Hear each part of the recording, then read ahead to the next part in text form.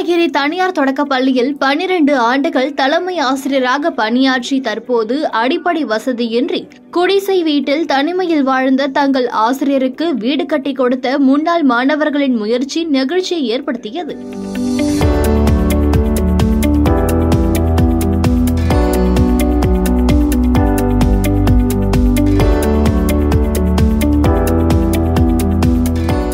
கடலூர் மாவட்டம் புவனகிரியில் இயங்கி வரும் தனியார் பள்ளி தொடக்கத்தில் தலைமை ஆசிரியராக பணிபுரிந்த சந்திரா என்பவருக்கு அவரிடம் படித்த முன்னாள் மாணவர்கள் ஒன்று சேர்ந்து வீடு கட்டி கொடுத்த நிகழ்வு காண்போரை நெகிழ வைத்தது.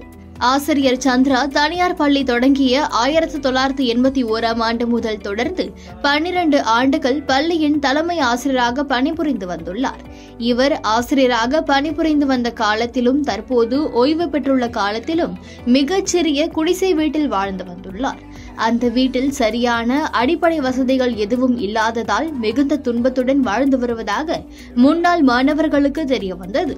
இதனைத் தொடர்ந்து அவரிடம் படித்த முன்னாள் மாணவர்கள் பலர் வெளிநாடுகளிலும் வெளி மாநிலங்களிலும் பல்வேறு நிலைகளில் பணிபுரிந்து வரும் நிலையில் முன்னாள் மாணவர்கள் இணைந்து இவருக்கு வீடு கட்டித்தர வேண்டும் என முடிவெடுத்தனர்.